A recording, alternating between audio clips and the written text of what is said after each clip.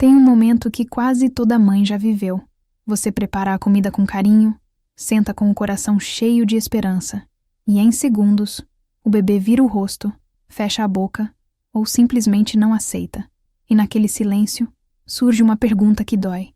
O que eu estou fazendo errado?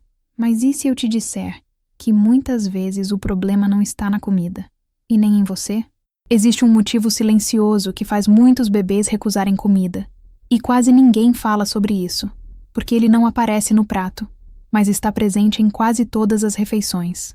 Hoje eu quero conversar com você sobre isso de um jeito simples, acolhedor, para que você entenda o que realmente pode estar acontecendo e se sinta mais leve já a partir de agora. Se você já tentou mudar o cardápio, oferecer de outro jeito, insistir um pouco mais, e mesmo assim seu bebê continua recusando, eu sei como isso mexe por dentro. Porque não é só sobre comida, é sobre o esforço que ninguém vê, sobre o tempo que você dedica, sobre o desejo sincero de ver seu filho bem alimentado e saudável. E quando ele não aceita, parece que todo esse cuidado volta como dúvida.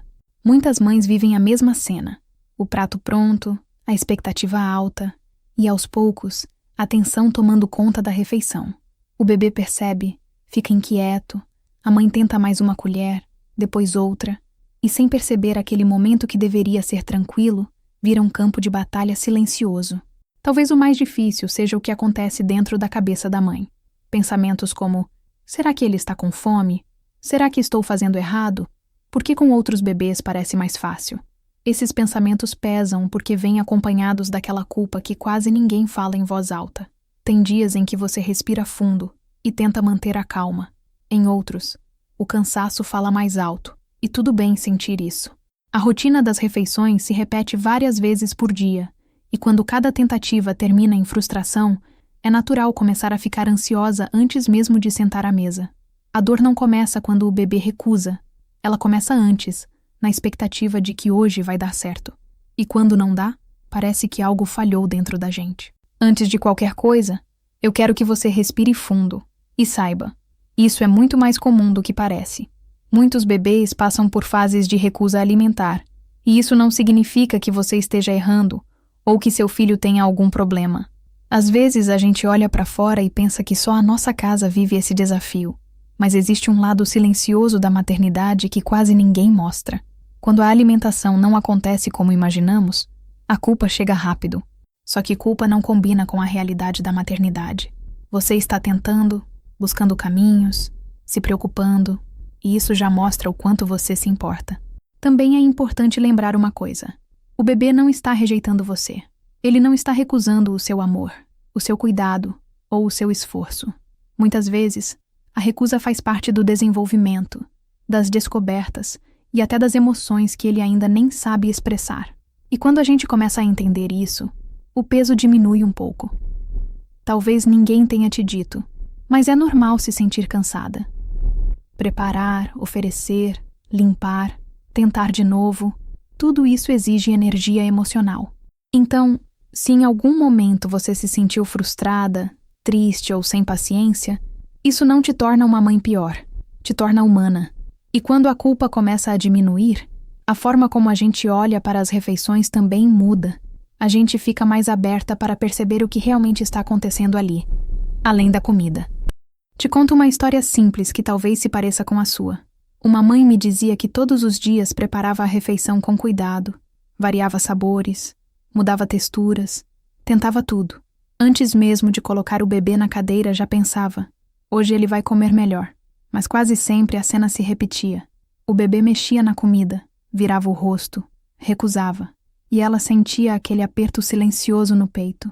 Primeiro achou que era a comida, mudou receitas, horários, jeitos de oferecer. Nada parecia funcionar. Cada refeição virou um teste. Ela começou a contar colheradas, insistir mais, tentar convencer. Sem perceber, o momento ficou pesado. Um dia, depois de mais uma tentativa frustrada, ela resolveu só observar. Em vez de insistir, respirou e ficou em silêncio por alguns segundos. Foi aí que percebeu algo curioso. Antes mesmo da primeira colher, ela já estava tensa, esperando que desse errado. O bebê, que parecia apenas recusar, já estava inquieto desde o começo. Naquele dia ela decidiu fazer diferente. Colocou a comida, mas não pressionou. Conversou, sorriu, deixou o tempo seguir. O bebê não comeu muito, mas a refeição terminou sem choro, sem luta, sem aquele peso. E ela saiu da mesa mais calma. Não foi mágica. Ainda houveram recusas depois. Mas algo tinha mudado. O clima. Ela percebeu que talvez o problema não fosse apenas o alimento, mas a energia daquele momento. E aqui entra algo que quase ninguém explica. Muitas vezes o bebê não está recusando a comida em si. Ele está reagindo ao ambiente da refeição. Alimentação não é só nutrição. É emoção, segurança, conexão. O bebê ainda não entende expectativas, mas percebe tons de voz, expressões, tensões. Quando a mãe chega com medo de que ele não coma, mesmo sem querer, fica mais atenta, mais ansiosa, esperando um resultado. E o bebê sente. Não porque entende o motivo, mas porque o ambiente deixa de ser leve. Muita gente interpreta a recusa como teimosia, mas na maioria das vezes não é isso. O bebê está aprendendo sobre texturas, sabores, sinais do próprio corpo. Quando existe pressão, mesmo silenciosa, ele pode responder fechando a boca, desviando o olhar, querendo sair dali. Pense em como você se sentiria se alguém insistisse para você comer sem vontade. Mesmo que a comida fosse boa, a experiência perderia a leveza. Para o bebê isso é ainda mais intenso, porque tudo é novo. Outro ponto importante é que o bebê sente o ritmo da mãe. Se existe pressa, preocupação ou expectativa alta, ele percebe. E aí surge um ciclo comum. A mãe insiste porque tem medo de que ele não coma, e o bebê recua porque sente essa pressão. Isso não significa que você precise fingir calma o tempo todo. Significa apenas entender que a refeição também é um espaço emocional. Quando o bebê se sente seguro, ele tende a explorar mais.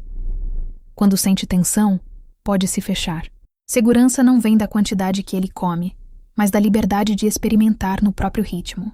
Talvez agora algo comece a fazer sentido dentro de você.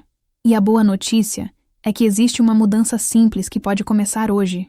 Em vez de focar na quantidade que o bebê come, tente focar na experiência da refeição. Parece pequeno, mas muda tudo. O objetivo deixa de ser fazer o bebê comer e passa a ser oferecer um momento leve, sem pressão.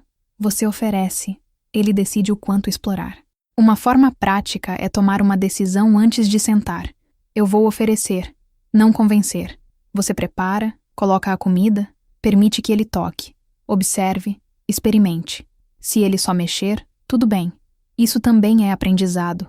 Outra coisa que ajuda muito é diminuir o silêncio tenso. Quando a mãe fica observando cada movimento, o clima pode ficar pesado sem perceber. Conversar, cantar baixinho, sorrir, tudo isso ajuda a tornar o momento mais leve. Observe os sinais do bebê sem pressa. Se ele virar o rosto, talvez seja a hora de pausar. Se mostrar curiosidade, acompanhe com tranquilidade. O segredo é transmitir que tudo bem se hoje ele comer mais ou menos. Isso não é desistir, é respeitar o processo. E é importante ser realista. Talvez amanhã ainda exista recusa. Mas quando o bebê percebe que não existe pressão, aos poucos começa a relaxar. E quando a mãe muda a postura, ela mesma se sente mais tranquila. A refeição deixa de ser um teste diário e começa a virar uma experiência compartilhada. Agora imagina como seria sentar para a refeição sem aquele peso no peito, sem a sensação de que tudo precisa dar certo naquele momento. Aos poucos, quando a pressão diminui, a dinâmica muda. O bebê se sente mais livre para explorar, tocar, experimentar no próprio tempo. Isso não significa que ele vai comer perfeitamente todos os dias. Ainda vão existir fases difíceis, e isso é normal. A diferença é que a relação com a comida fica mais leve. Muitas mães percebem que, quando mudam o foco da quantidade para a conexão, algo dentro delas também muda. Elas deixam de medir o próprio valor pelo que o bebê come e passam a enxergar cada refeição como aprendizado. E isso traz um alívio enorme. Pequenos sinais começam a aparecer. O bebê aceita ficar mais tempo sentado, demonstra curiosidade, prova algo sem tanta resistência. Não é uma transformação instantânea, é uma construção, e cada pequena vitória conta.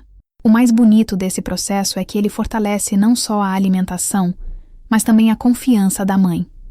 Quando você entende que o ritmo do seu bebê é único, a culpa perde espaço, E a segurança cresce. As refeições não precisam ser perfeitas para serem boas.